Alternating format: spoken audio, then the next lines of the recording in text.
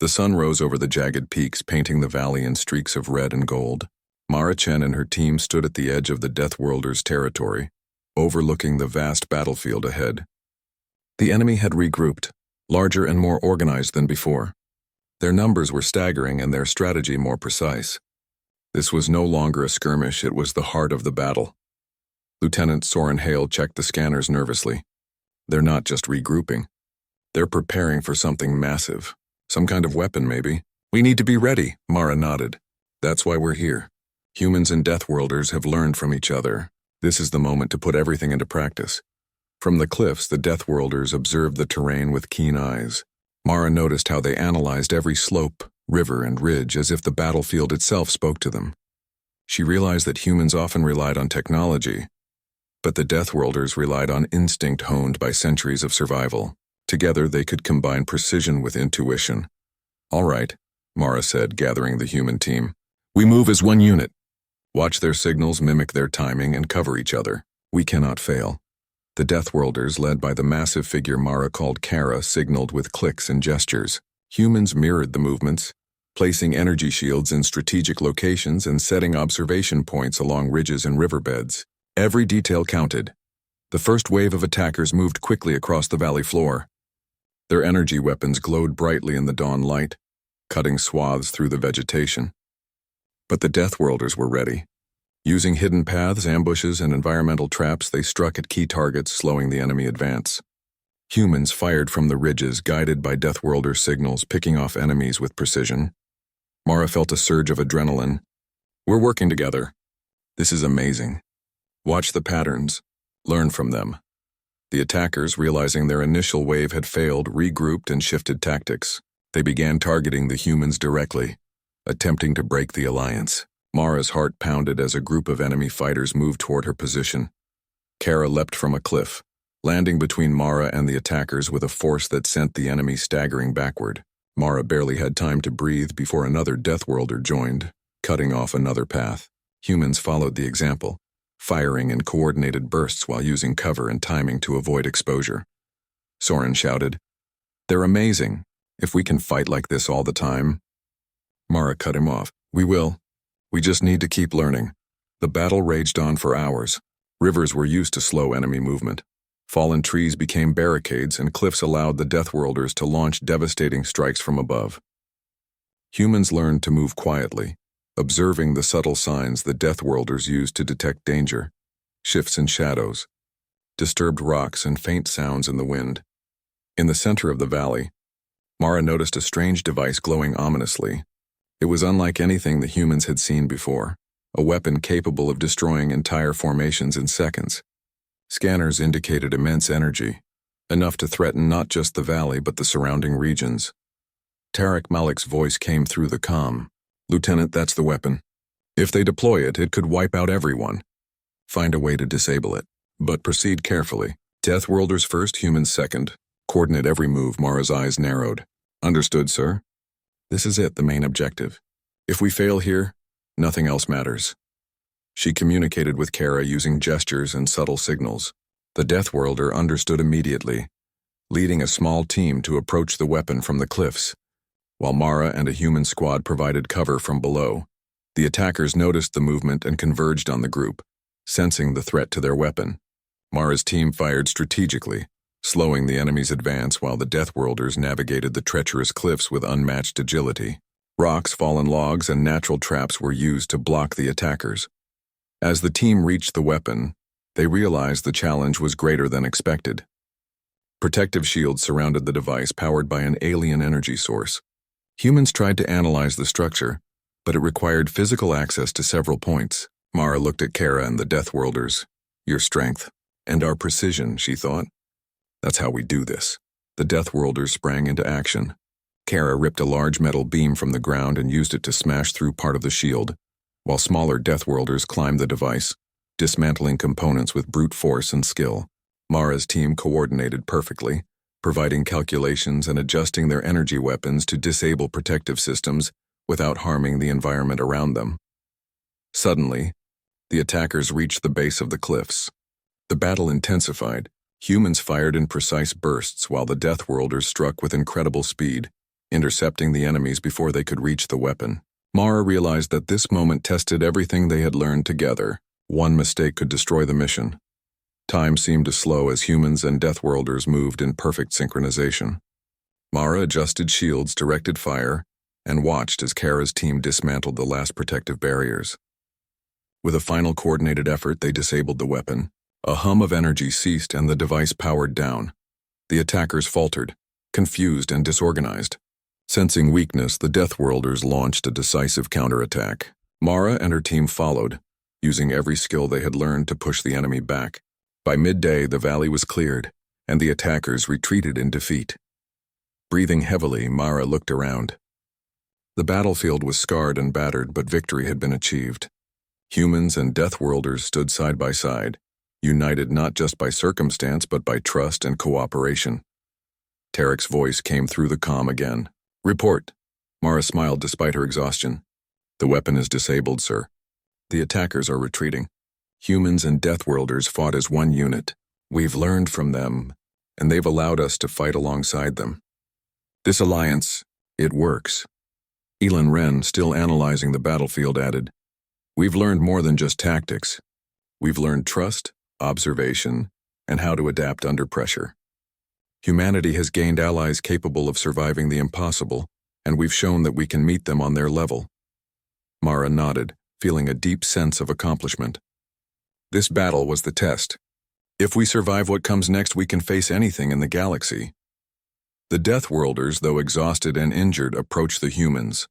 Kara stepped forward and made the same resonant sound as before, a sound Mara had learned to interpret as respect and acknowledgement.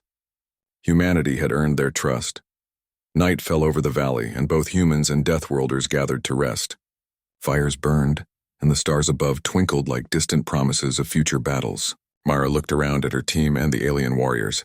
Together, they had faced the heart of the enemy's strength and survived. Together, they had become more than the sum of their parts. Soren sat beside Mara. "You think they'll fight with us again? In other sectors, maybe?" Mara smiled. "I don't think I know. If the galaxy sends us enemies, these allies will stand with us, and humanity. We'll rise to meet them just as we did here." Elan, gazing at the glowing remnants of the disabled weapon, whispered, "The SOS, it brought more than a call for help. It brought hope, guidance, and a chance to survive." Mara leaned back, exhaustion and pride mixing in equal measure. "This is just the beginning. The SOS led us here, but what we do from now on, that will define humanity's future." In the valley below, the Deathworlders settled near the humans, sharing space though not language. Silent understanding bridged the gap between species. Mara realized that the SOS had done more than bring allies to the battlefield. It had created a bond, one forged in survival, courage, and mutual respect, and above them the stars watched quietly, as if aware that humanity had taken its first real step into a larger galaxy, a step guided not only by technology and firepower, but by understanding, adaptation, and the unyielding spirit of life itself. The valley was quiet.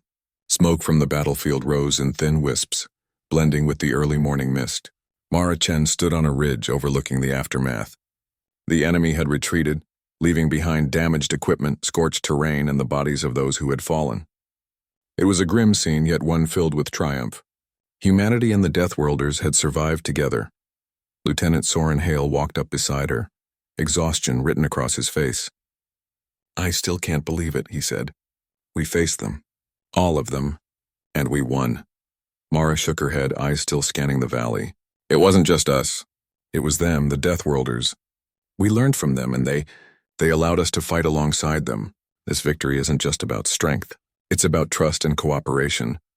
Below, the Deathworlders were moving among the fallen enemies. They didn't celebrate, nor did they gloat. Instead, they gathered what supplies they could, tended to their wounded, and quietly observed the humans. Mara noticed Kara standing slightly apart, watching, analyzing. The same massive Deathworlder who had led so many decisive actions in battle now seemed almost contemplative. Mara called down to the team. "Stay alert. Even though they've retreated, there could still be surprises. We need to secure the area and make sure everyone survives." As the human squads moved across the valley, they found that the Deathworlders had left subtle traps and signals to protect the territory. Mara realized that the creatures had combined instinct with foresight. They had not only won the battle, but ensured the valley remained defensible in case the enemy returned. Elon Wren, still scanning the area, pointed to one of the disabled enemy devices. This weapon, it could have destroyed the valley entirely. Without the Deathworlders' help, we would never have managed it. Humanity alone would have failed. Mara nodded solemnly. We've seen power today, but not just raw power. We've seen discipline, intelligence, and loyalty. That's what makes the difference in survival. The sun climbed higher, warming the valley, and the human teams began to assist the Deathworlders with the wounded. Mara approached Kara, who had been surveying the human squads. She made careful gestures, offering aid and showing respect. Kara's deep, resonant sound filled the air, a sound Mara had come to interpret as acknowledgement and respect. Slowly, the massive creature approached, allowing Mara to hand over medical supplies. Other Deathworlders joined, taking supplies and assisting their own. It was a quiet moment of connection.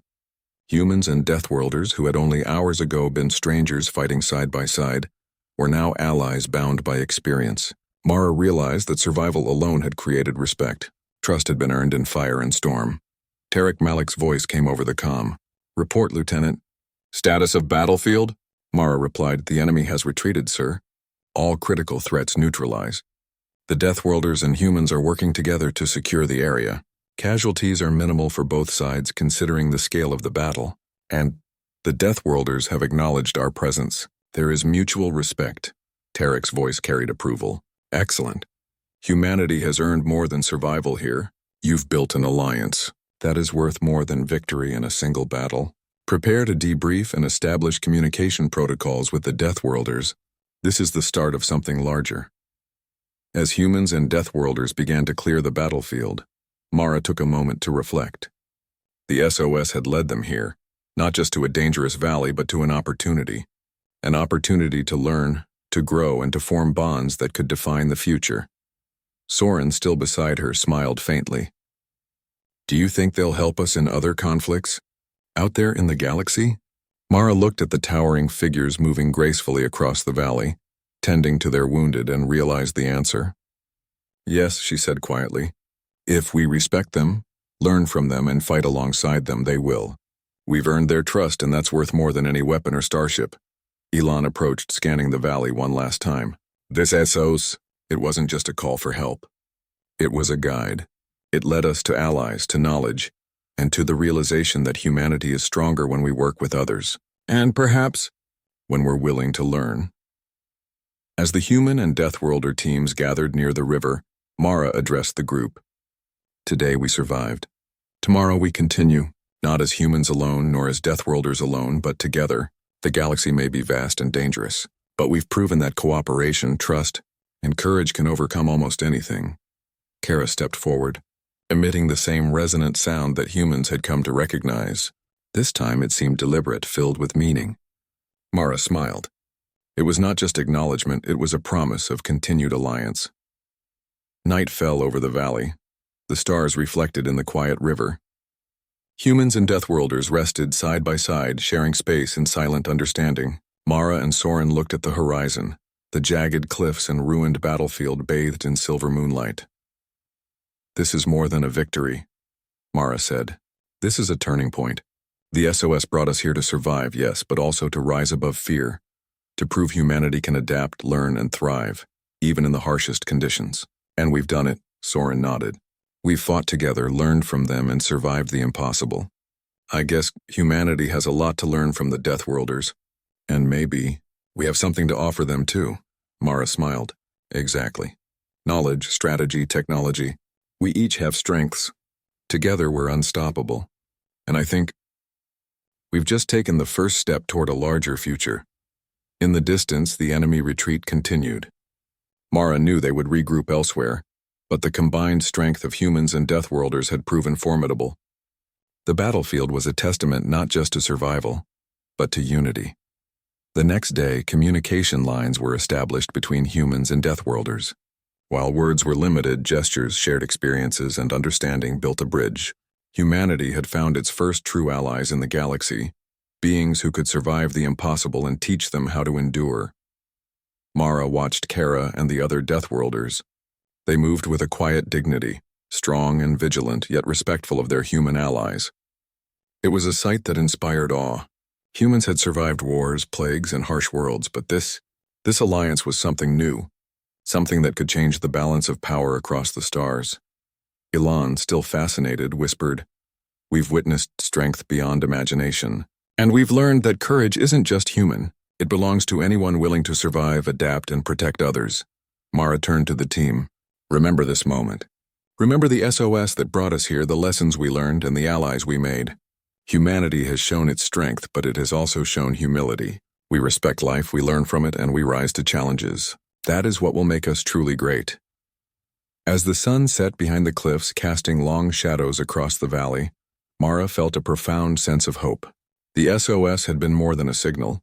It had been a call to action, a test of courage, and a chance to prove humanity's worth. And humanity had answered. The Deathworlders had fought alongside them, respected them, and accepted them as allies. The bond formed in the heat of battle would last, and the lessons learned would shape future conflicts and alliances. Mara knew this was only the beginning. The valley, scarred but alive, reflected the resilience of life itself. Humans and Deathworlders had survived the impossible together, and as the stars blinked above, they both understood a truth that would echo across the galaxy. Unity, courage, and respect were the greatest weapons any being could wield. Mara took a deep breath, feeling the weight of what they had accomplished. "We came here because of a call for help. We leave stronger, wiser, and with allies who can teach us to survive anything. The SOS, it was a message, a guide, and a test. And we passed." Soren smiled faintly. "So, what's next?" Mara looked at the valley, the quiet Deathworlders, and the stars above. "Next, we prepare.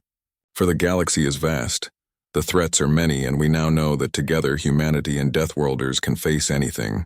The SOS brought us to this battlefield, but it also brought us hope." The night deepened. Fires burned low. The wind whispered through the jagged peaks. Humanity had survived, learned, and earned respect. The SOS had fulfilled its purpose, and the future, though uncertain, looked brighter than ever. In the distance, the mountains and rivers of the valley reflected the first light of a new dawn. Humans and Deathworlders, united by battle and trust, stood ready. The galaxy awaited, and together they would rise. The control room of the International Space Observation Station was unusually quiet. Normally, the room buzzed with chatter as scientists monitored star systems and checked data from deep space telescopes. Today, however, every eye was fixed on a single screen, where an unusual signal flickered across the display. Dr. Anil Rao, a veteran astrophysicist, leaned forward, adjusting his glasses. This is not a natural phenomenon," he said, his voice low and tense. "I've never seen anything like it." Across the room, Lieutenant Mara Kim, head of the station's security detail, frowned. "You mean it's intelligent?" "Yes," Dr. Rao said, his fingers dancing across the console. "The signal's frequency is too organized.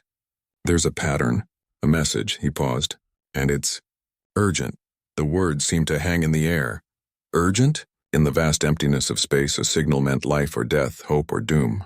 The team held their collective breath as the computer decoded more of the strange transmission. The message was short, but clear. Help. Predator approaching. System in danger. Colonel Sergei Volkov, Earth's lead military liaison at the station, slammed his hand onto the console. "Predator?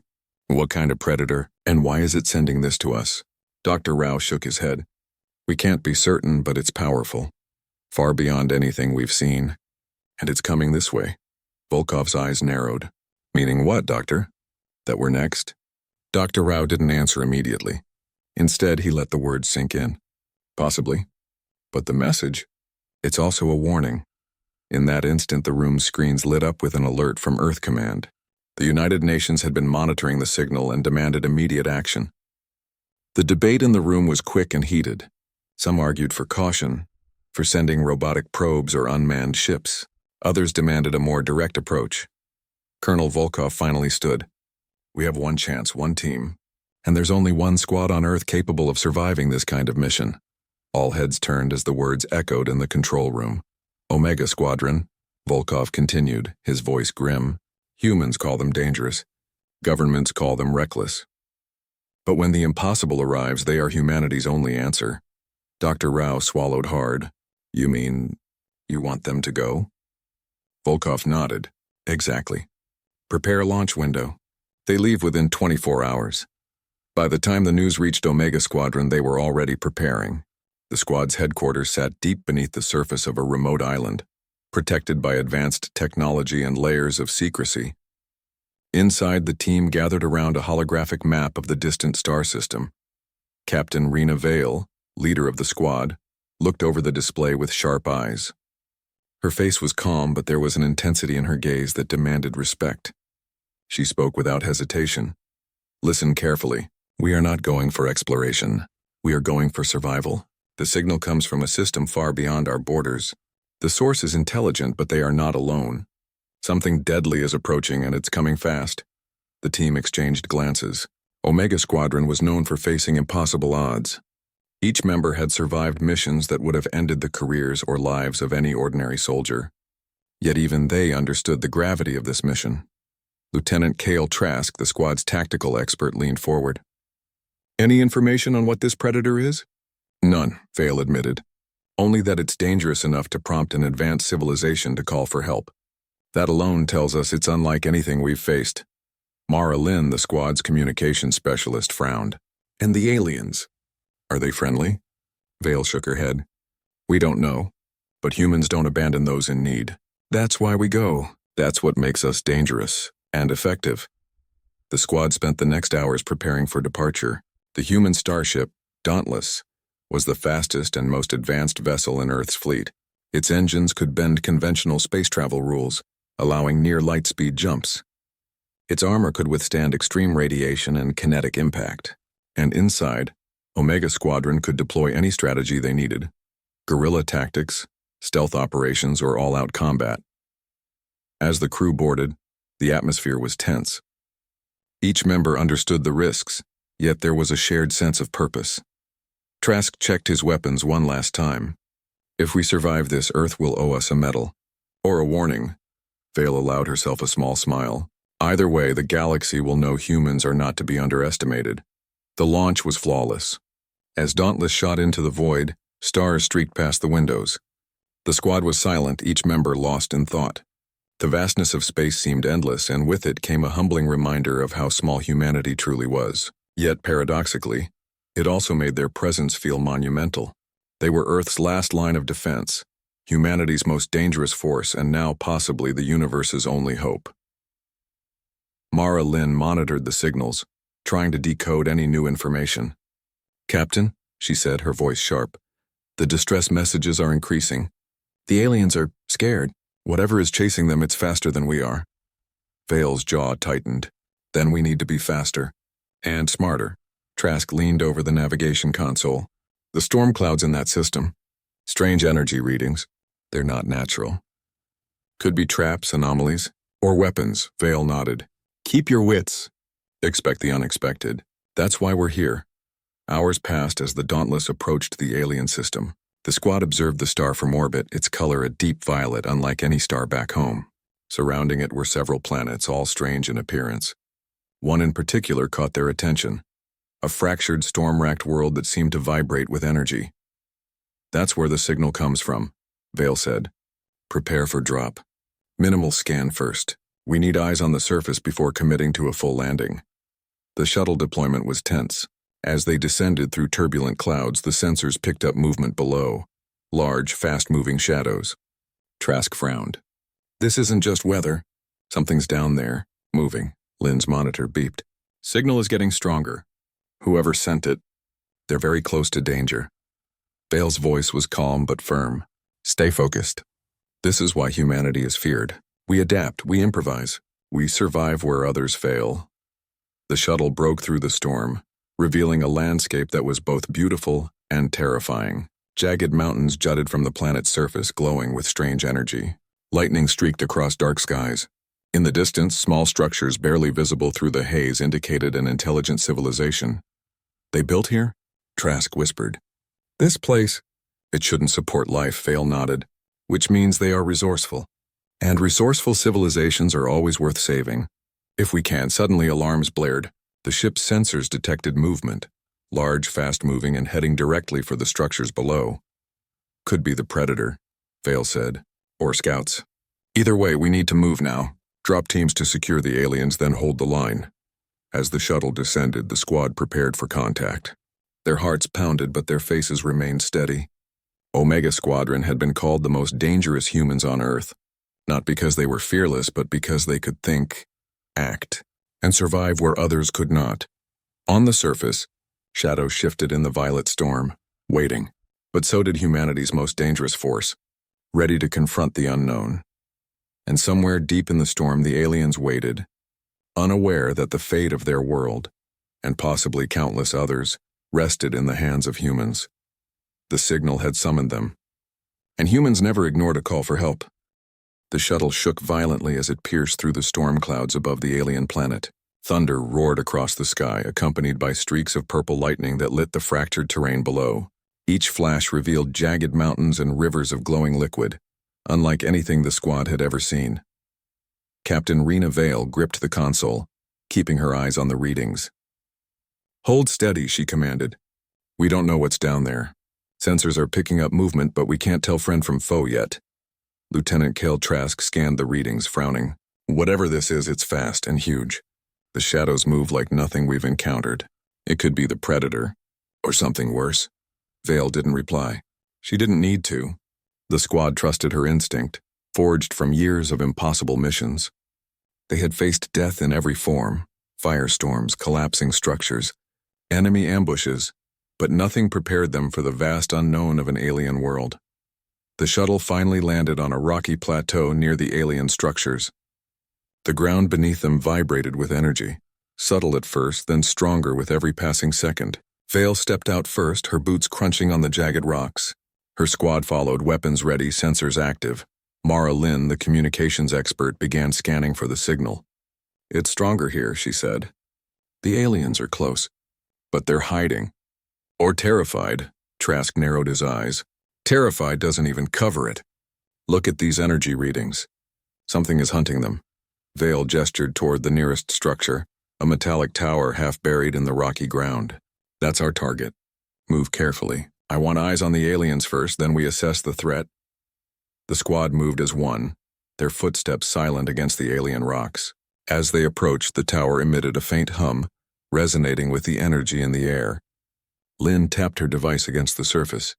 "They're trying to communicate with us. But it's different. The signals are layered, almost like a code within a code." Vale frowned. "Keep working. I'll take a team around back and see if we can find a way inside." They navigated the rocky terrain carefully, avoiding glowing fissures and strange, shifting shadows. Every now and then, lightning illuminated massive forms in the distance, creatures that moved too quickly and too fluidly to be natural. Trask's hand hovered over his weapon. "They're observing us," he muttered. "We're not alone." Vale signaled the others to halt. "Hold positions," she whispered. "If the aliens are hiding, we don't want to scare them. Humans are dangerous enough. We don't need to prove it yet." After several tense minutes, a portion of the tower slid open silently. Inside, a dim light revealed beings unlike any humans had imagined. They were slender, with translucent skin that shimmered in the alien light.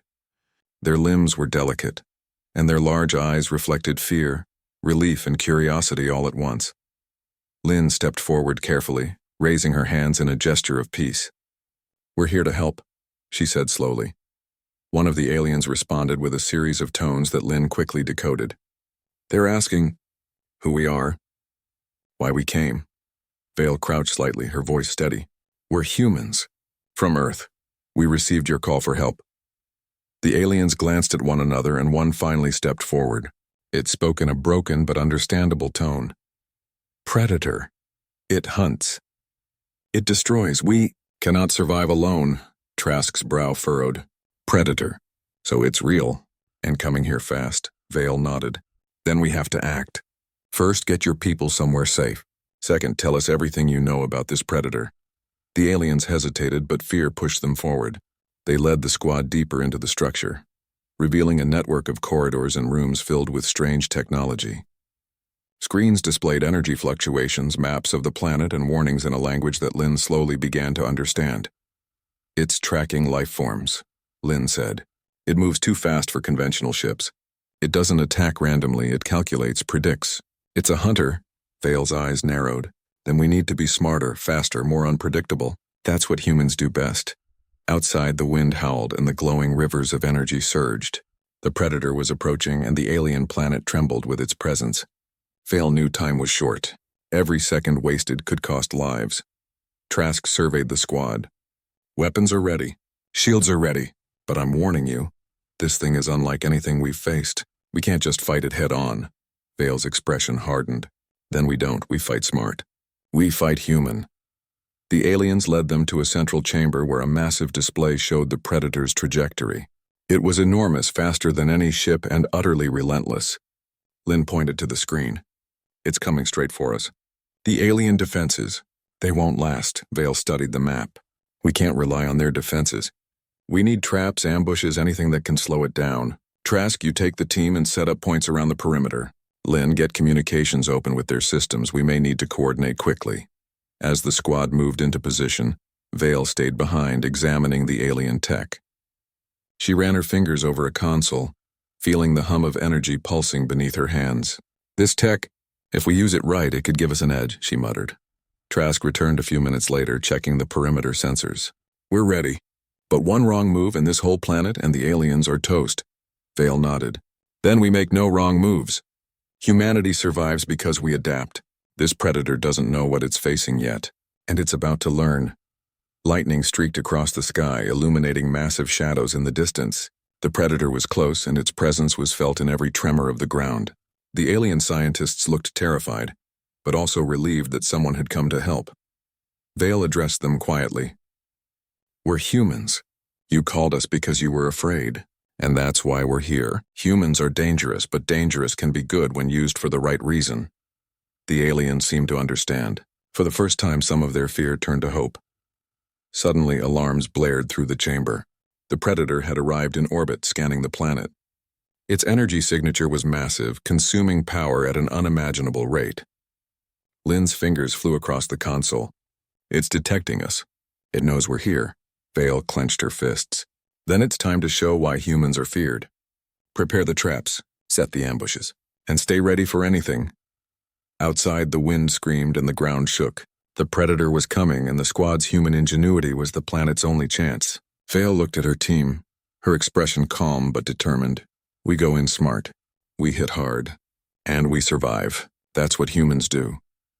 The squad moved into position, disappearing into the alien terrain, blending with shadows and energy pulses. Every step was calculated, every movement precise. They were humanity's most dangerous force, and the galaxy was about to witness why.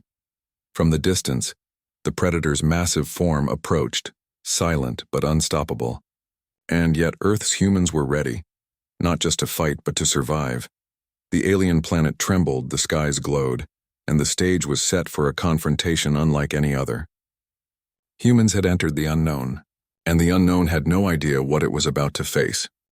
The storm-racked planet rumbled beneath Omega Squadron as they moved cautiously through the alien terrain. Jagged rocks jutted out of the ground, glowing rivers of energy snaking between them. Lightning lit the sky, revealing shapes that moved in the distance, shapes too large and too fast to be natural. Captain Rena Vale signaled her team to halt. "Keep your eyes sharp," she said, her voice steady. "The aliens are close, but so is whatever is hunting them."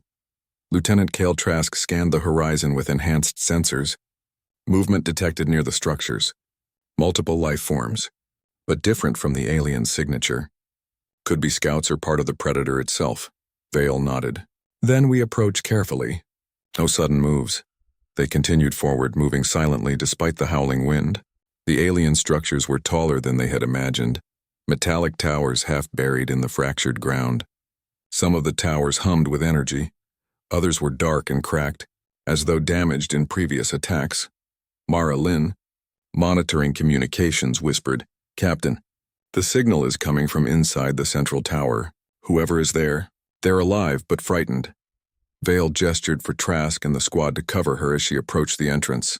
The door slid open smoothly, revealing a dimly lit chamber.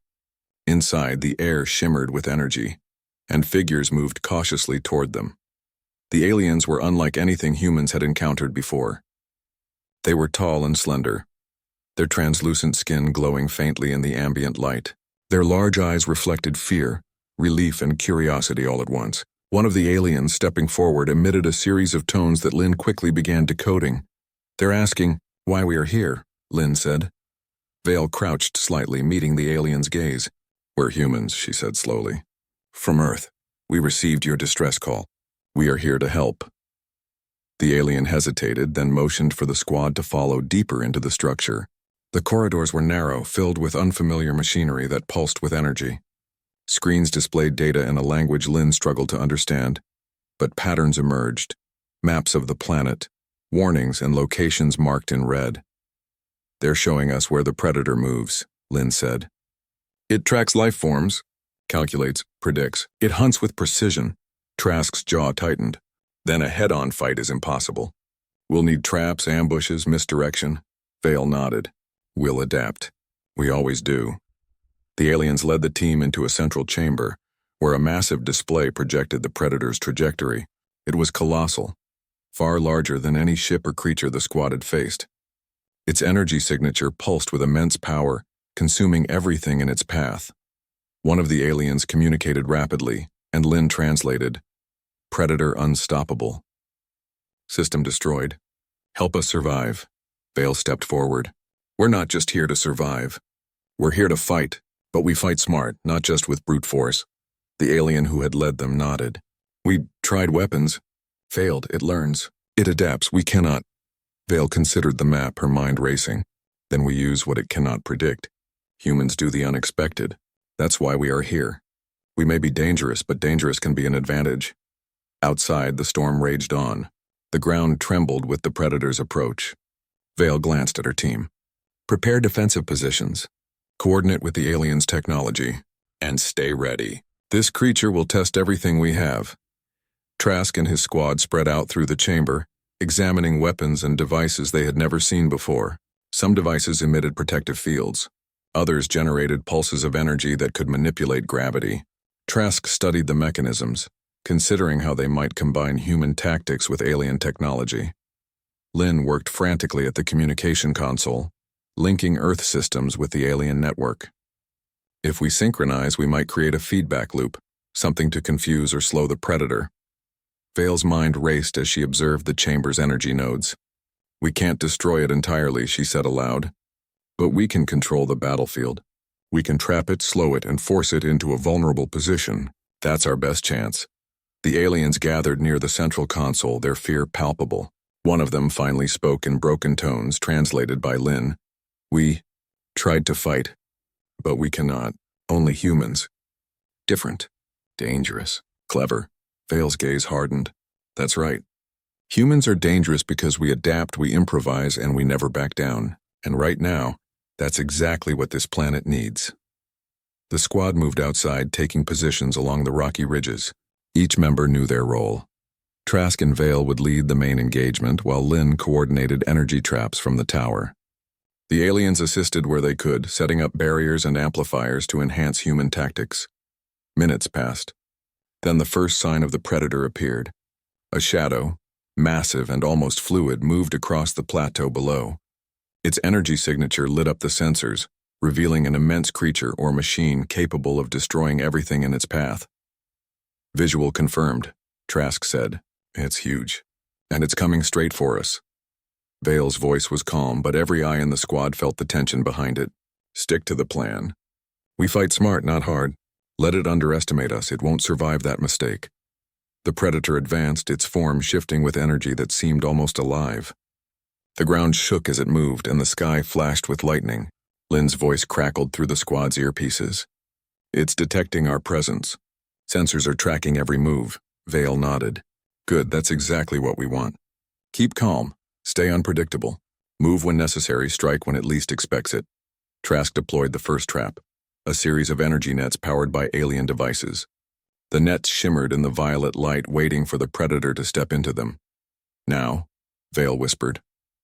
The predator's massive form advanced into the trap. and energy pulses shot out, wrapping around it like glowing vines. It roared, or emitted a sound that could have been a roar, and struggled against the restraints. But it adapted quickly, forcing the squad to adjust in real time. Vale and Trask coordinated human and alien tactics seamlessly, setting off pulses, decoys, and energy fields. The Predator fought back, but the combined strategy slowed it, buying precious time. Inside the tower, Lynn monitored every signal. "Captain, it's adapting faster than we thought. We'll need another plan to keep it contained." Vale considered the situation. "Then we improvise. That's what humans do best. We'll use the terrain, the energy fields, and our unpredictability to outsmart it." As the storm raged and lightning split the sky, the aliens watched in awe. The humans were fearless, not because they didn't feel fear, but because they used it to fuel their actions. Each move was calculated yet flexible, responding to the Predator's every adaptation. Hours passed. The Predator tested every trap, broke some, and avoided others. But the squad's persistence and ingenuity kept it from advancing further toward the alien structures. The aliens began to understand. Humans were not just dangerous, they were extraordinary. Vale paused for a moment, looking at the battlefield. "We've slowed it, but it's still alive. We can't afford mistakes. Every second counts. Keep pushing. Keep adapting," the squad nodded. They moved like a single organism, anticipating each other's actions and responding to the Predator's unpredictability. Even in the face of overwhelming danger, Omega Squadron demonstrated the full power of human ingenuity and courage. Finally, as the storm reached its peak, the Predator recoiled from a coordinated series of traps, energy pulses, and feints. It had not been destroyed, but it had been contained. For now. The aliens, observing from within the tower, could hardly believe what they saw. Lynn translated their murmurs. These humans, dangerous, clever, strong, they may save us. Vale looked at her team, pride shining in her eyes despite the exhaustion on their faces. "This is only the beginning," she said. "We've made them wait. We've slowed them. But tomorrow, we strike again. And next time we don't just slow it, we win." The storm continued to rage, lightning cracking the sky, and the Predator lingered in the distance, watching, calculating, and waiting. But Omega Squadron, Earth's most dangerous force, had arrived. And for the first time, the aliens dared to hope. Humanity had reached into the unknown, and the unknown would never forget them.